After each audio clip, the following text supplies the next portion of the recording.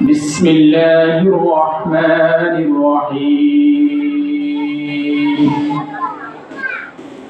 لقد كان لكم في رسول الله أسوة حسنة وقال تعالى ومن أحسن قولا ممن دعا وعمل صالحا وقال إنني من المسلمين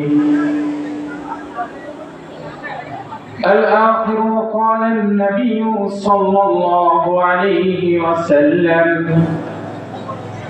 الإسلام أن تشهد أن لا إله إلا الله وأن محمدا عبده ورسوله وتقيم الصلاة وتؤتي الزكاة وتصوم رمضان وتحج البيت إن استطعت إليه سبيلا وقال النبي صلى الله عليه وسلم أول ما يحاسب به العبد يوم القيامة الصلاة وقال النبي صلى الله عليه وسلم تركت فيكم أمرين لن تضلوا ما تمسكتم بهما كتاب الله وسنة رسول الله وقال النبي صلى الله عليه وسلم إنما الأعمال بالنية وإنما لامرئ ما نوى فمن كان له هجرته إلى دنيا يصيبها أو إلى امرأة ينكحها فهجرته إلى ما هاجر إليه أو كما قال عليه الصلاة والسلام الحمد لله সম্মানিত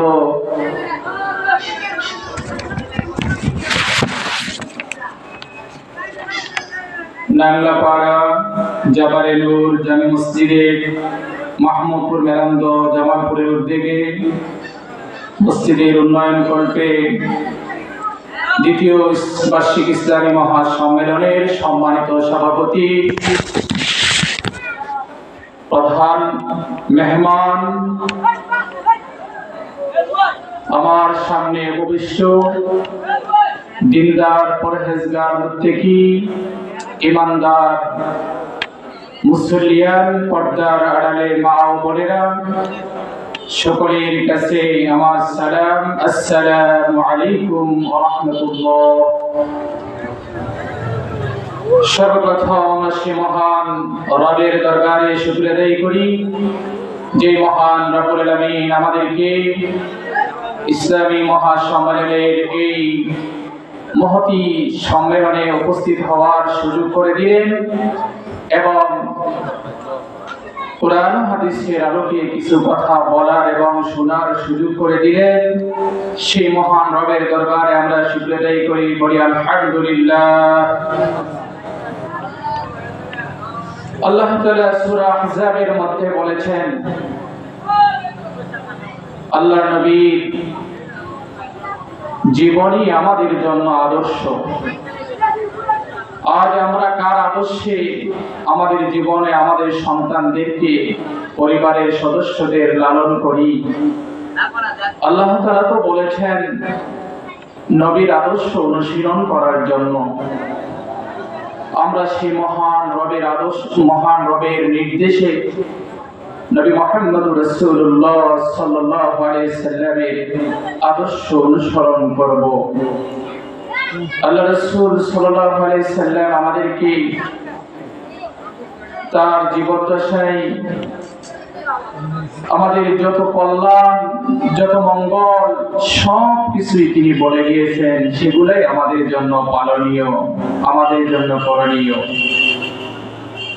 সেই জন্য আল্লাহ নবী বলেন, তারাকতু ফীকুম আমরাইন লান তাদিল্লু মা তামাসসাকতুম বিহিমা কিতাবাল্লাহ ওয়া সুন্নতি রাসূলিল্লাহ।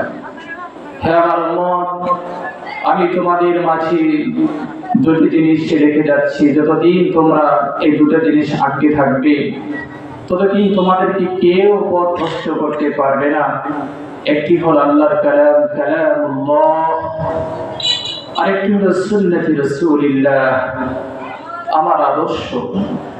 এজন্য আল্লাহ বলেছেন, লাকাদ কানা লাকুম ফি রাসূলিল্লাহি উসওয়াতুন হাসানাহ, অবশ্যই তোমাদের জন্য আমার রাসূলের জীবনে রয়েছে উত্তম আদর্শ।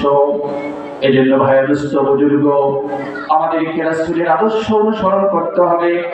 রাসূলের আদর্শের মধ্যে আছে আমাদের জন্য কল্যাণ, আমাদের জন্য রয়েছে মঙ্গল। রাসূলের আদর্শ যেখানে আছে সেখানে আছে শৃঙ্খল, সেখানে আছে নিরাপত্তা, সেখানে আছে সফলতা। এজন্য রাসূল করিম সাল্লাল্লাহু আলাইহি সাল্লামের আদর্শ অনুকরণ করলে আমাদের ইহকাল পরকাল হবে কল্যাণ। রাসূল করিম সাল্লাল্লাহু আলাইহি সাল্লাম বুখারী শরীফে একটি বর্ণনায় রাসূল করিম সাল্লাল্লাহু আলাইহি সাল্লাম একটি হাদিসে বলেছেন, الإسلام أن تشهد أن لا إله إلا الله وأن محمدا عبده ورسوله। ইসলাম হলো একথার সাক্ষ্য দেওয়া, আল্লাহ ছাড়া কোনো ইলাহ নেই, আল্লাহ ছাড়া কোনো ইলাহ নেই। আল্লাহ তাআলা আমাদের রব, আল্লাহ হলেন আমাদের সব। এই পৃথিবীতে আল্লাহ ছাড়া কোনো ইলাহ নেই। লাউ কানা ফীহিমা আলিহাতুন ইল্লাল্লাহু লাফাসাদাতা। রব্বে কারীম বলেন, পৃথিবীতে আল্লাহ ছাড়া যদি কোনো ইলাহ থাকতো তাহলে রবে রবে মারামারি লেগে রবেরাই ধ্বংস হয়ে যেত, আমরা তাহলে কোথায় থাকতাম? এজন্য আল্লাহ ছাড়া কোনো ইলাহ নেই, আল্লাহ ছাড়া কোনো পালন কর্তা নেই, আল্লাহ ছাড়া কোনো রিজিকদাতা নেই। আল্লাহ হলেন এক ও দ্বিতীয়। সূরাতুল ইখলাসের মধ্যে আল্লাহর পরিচয় সুন্দর করে বলে দিয়েছেন। আল্লাহর অ্যাড্রেস আল্লাহ নিজে বলেছেন, বিসমিল্লাহির রহমানির রহিম, কুল হুয়াল্লাহু আহাদ, আল্লাহুস সামাদ, লাম ইয়ালিদ ওয়া লাম ইউলাদ ওয়ালাম ইয়াকুল লাহু কুফুয়ান আহাদ। আল্লাহ বলেন, আমি এক অদ্বিতীয়, আমি এক অদ্বিতীয়, আমি কারো মুখাপেক্ষী নই। লাম ইয়ালিদ ওয়া লাম ইউলাদ, আমি কাউকে জন্ম দেইনি, আমিও কারো থেকে জন্ম নেই। ওয়ালাম ইয়াকুল লাহু কুফুয়ান আহাদ, আমার সমকক্ষ, সমযোগ্য, সমতুল্য, সমপরিমাণ কেউ হতে পারবে না। এই পৃথিবীর যত রাজা বাদশা, পৃথিবীর যত রাজা বাদশা আছে, যত মাখলুক আছে, যত বড় বড় দানব আর মানব আছে, সব দানব মানব বাদশা যদি এক হয়ে একত্র হয়ে এক হতে পারে, তারপর আল্লাহর কিছু হতে পারবে না, আল্লাহর কোনো বৈশিষ্ট্যের কিছু হতে পারবে না। আল্লাহ যে কত বড়, তুমি কত সুন্দর, কি করে বুঝাই, কোন ভাষা পাই না খুঁজে তোমার তুলনা, তুমি যে তুমি কত সুন্দর, কি করে বুঝাই, কোন ভাষা পাই না খুঁজে তোমার তুলনা, তুমি যে। আল্লাহু আকবার। আল্লাহ যে কত সুন্দর, কত মহান, কত বড়, কত শক্তিশালী আল্লাহ, সেই রব আমার রব, আপনার রব। আল্লাহ তাআলা আমাদেরকে বলেছেন, আল্লাহ আমাদেরকে নির্দেশ দিয়েছেন রাসূলের আদর্শ অনুসরণ করতে। আমাদের জীবনে রাসূলের আদর্শ রয়েছে, আমাদের জন্য রাসূলের আদর্শ রয়েছে। এজন্য আমরা রাসূলের আদর্শ অনুকরণ করব, রাসূলকে ভালোবাসবো। রাসূলকে ভালোবাসা মানে শুধু মিষ্টি আর জিলিপি খাওয়া নয়, রাসূলের জন্য জীবন দিতে হবে, রাসূলের জন্য আমাদেরকে কুরবানি করতে হবে। রাসূলের জন্য আমাদের দেশ ত্যাগ করতে হবে।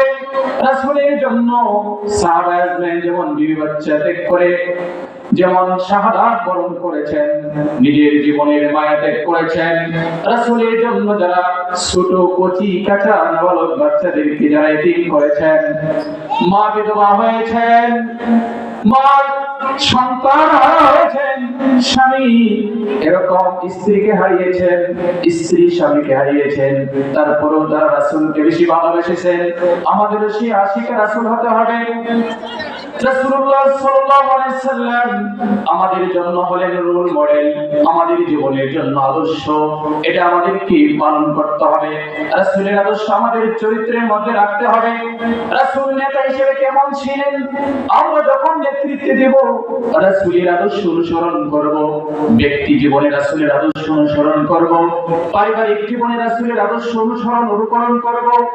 আমার ব্যবসা বাণিজ্যে রাসূল কেমন জীবন পরিচালনা করেছেন সেইভাবে আমরা রাসূলের আদর্শে ব্যবসা বাণিজ্য পরিচালনা করব।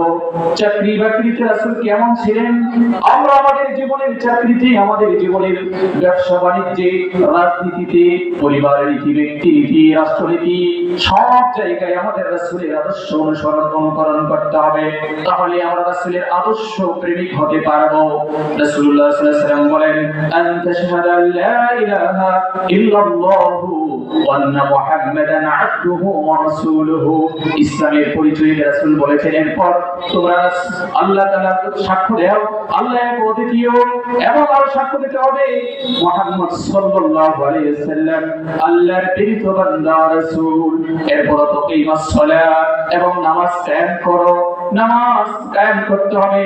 আল্লাহ বলেছেন আকিমুস সালাতা ওয়া আতুজ যাকাত, তোমরা নামাজ কায়েম করো। আল্লাহ রাব্বুকে বলেছেন ইন্নাস সালাতা তানহা আনিল ফাহশাই ওয়াল মুনকার, নিশ্চয়ই নামাজ মানুষকে অশ্লীল এবং ফাহশা কাজ থেকে বিরত রাখে। নামাজ পড়বে যে ব্যক্তি সে কখনোই মদ পান করতে পারে না, নামাজি ব্যক্তি কখনোই বোনের হক নষ্ট করতে পারে না, নামাজি ব্যক্তি কখনোই পরিবারের হক নষ্ট করতে পারে না, নামাজি ব্যক্তি কখনোই রাজনীতির নামে বিরোধী দলকে কখনোই হত্যা করতে পারে না, নামাজি ব্যক্তি কখনোই রাজনীতির নামে হিংসা বিদ্বেষমূলক অন্যের ঘর বাড়ি করতে পারে না, নামাজি ব্যক্তি কখনোই অন্যায় অত্যাচার করতে পারে না, নামাজি ব্যক্তি কখনোই মুসলিম কাজে লিপ্ত হতে পারে না। যেই নামাজ আপনাকে আমাকে অন্যের আইন ফেলতে নিষেধ করতে পারে না, মনে রাখতে হবে সেই নামাজ কখনোই জাহান্নামের আগুন থেকে পরিত্রাণ করতে পারবে না। যে নামাজ আপনাকে আমাকে হিংসা বিদ্বেষমূলক বিরোধী দলের নেতাদের রাজনীতির নামে ঘর পুড়িয়ে এরকম বিভিন্ন ভাবে নৈরাজ্য সহিংস যারা করে, এই নামাজ যদি আমাকে এগুলা থেকে বাঁচাতে না পারে, নিশ্চয়ই আপনারা আমাকে ওই নামাজ কখনোই জাহান্নামের আগুন থেকে পরিত্রাণ দিতে পারবে না। সম্মানিত ভাইরা, আমাদেরকে সেই নামাজ পড়তে হবে যেই নামাজে রাসূলের আদর্শ, যেই নামাজ রাসূল পড়েছেন, যেই নামাজ সাহাবা আজমাইন পড়েছেন। নামাজ মানুষের জীবনের জন্য কল্যাণ বয়ে আনবে। সাহাবা আজমাইনের কোনো সমস্যায় পড়লে আল্লাহ রাসূলের কাছে দৌড়ে এসেছে, তখন নবী করিম সাল্লাল্লাহু আলাইহি সাল্লাম নামাজের কথা বলেছেন। এদের আমাদেরকে নামাজটা সঠিকভাবে পড়তে হবে, নামাজের প্রতি গুরুত্ব দিতে হবে, নামাজ সঠিক সময়ে আমাদের সমাধান করতে হবে। এই জন্য আমাদেরকে নামাজের প্রতি গুরুত্ব দিবেন। 5 ওয়াক্ত নামাজ আমাদেরকে 5টি পুরস্কারের কথা বলা হয়েছে। 1 নম্বর পুরস্কার হলো দুনিয়াতে আমাদেরকে রিজিকের অভাব দূর করে দিবেন। 2 নম্বর হলো কবরের আযাব আমাদেরকে হটিয়ে দিবেন। 3 নম্বর আমাদেরকে সেই হাসরের ময়দানে আমাদেরকে আমলনামা ডান হাতে দিবেন এবং সেই পুলসিরাতের পুল বিজনেই পার করে দিবেন। শেষ হলো আমাদেরকে 5 নম্বর যে পুরস্কারটি দিবেন, বিনা হিসেবে আল্লাহ আমাদেরকে জান্নাতে পৌঁছিয়ে দিবেন। রাসূল করিম সাল্লাল্লাহু আলাইহি সাল্লাম সাহাবাদেরকে জিজ্ঞাসা করলেন, এ সাহাবীরা শোনো, তোমাদের ঘরের সামনে যদি একটা নহর থাকে, নদী থাকে, তোমাদের ওই ঘরে ঢুকতে যদি দৈনিক 5 বার গোসল করে ঘরে ঢুকতে হয়, বলো তোমাদের শরীরে কি কোনো ময়লা থাকতে পারে? সাহাবায়ে বলেন নিশ্চয়ই রাসূল কোনো ময়লা থাকবে না। রাসূল করিম সাল্লাল্লাহু আলাইহি ওয়াসাল্লাম বলেন করে শোনো তাহলে যদি কোনো মানুষ, যদি কোনো উম্মত, যদি কোনো বান্দা বান্দি দৈনিক 5 ওয়াক্ত নামাজ পড়ে তার শরীরেও কোনো গুনাহ থাকতে পারে না। এই জন্য আমাদেরকে 5 ওয়াক্ত নামাজ পড়তে হবে, ইহতিমাম ও গুরুত্ব সহকারে 5 ওয়াক্ত নামাজ পড়তে হবে। আল্লাহ আমাদের প্রত্যেককে 5 ওয়াক্ত নামাজ পড়ার তৌফিক দান করেন, সকলে বলে আমিন। এরপরে যাকাত প্রদান করতে হবে। যাকাত প্রদান করতে হবে। আমার যদি সম্পদ থেকে 7.5 তোলা স্বর্ণ 52 তোলার উপর যদি এরকম স্থাবর আমার এই সম্পদ যদি হয়ে যায়, এই সম্পদের নিসাব পরিমাণ সম্পদের মালিক হয়ে গেলে শতকরা 1 টাকা হারে আমাকে যাকাত দিতে হবে। এটা আল্লাহর নির্দেশ, এটা কোনো ব্যক্তির নির্দেশ নয়। হযরত আবু বকর রাদিয়াল্লাহু তাআলার সময় যাকাত স্বীকারকারীদের বিরুদ্ধে যুদ্ধ ঘোষণা করেছিলেন। সম্মানিত ভাইরা আমার, আমরা রাসূল করিম সাল্লাল্লাহু আলাইহি সাল্লামের হাদিস থেকে এই শিক্ষাগুলি আমরা আমাদের জীবনে বাস্তবায়ন করব ইনশাআল্লাহ।